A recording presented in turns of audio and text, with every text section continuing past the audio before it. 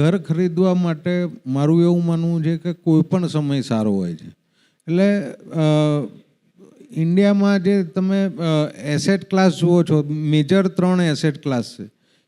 એક real estate છે, gold છે, સ્ટોક માર્કેટ છે, એટલે જે શેર્સ છે એ બી એક એસેટ્સ તરીકે હવે ગણાઈ રહ્યું છે.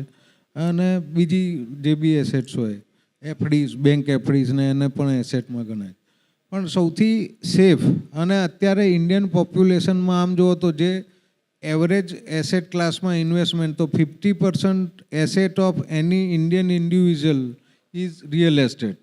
એટલે અને આજથી વર્ષોથી તમે બેક ટ્રેકિંગ કરો, 100 વર્ષ, 200 વર્ષ, 500 વર્ષ, રિયલ એસ્ટેટમાં 10થી 20% રિટર્ન કોઈપણ સમયે તમે ઇન્વેસ્ટ કર્યું હોય, કદાચ 3 વર્ષ ના મળે પણ 10 વર્ષનું ટેન્યુઅરમાં તમે ઇન્વેસ્ટ કરો તો મિનિમમ 15 to 20% સેફ ઇન્વેસ્ટમેન્ટ છે, રિટર્ન મળે છે. નંબર 1.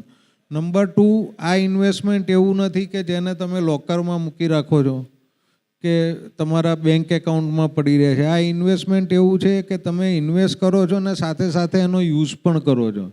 તમે ઘર બનાવો છો તો ઘરનો યુઝ કરો છો, ફાર્મ બનાવો છો તો ફાર્મનો યુઝ કરો છો, ઓફિસ બનાવો છો તો ઓફિસનો યુઝ કરો છો. એટલે એપ્રિસિએશન બી થાય છે અને યુઝ પણ થાય છે.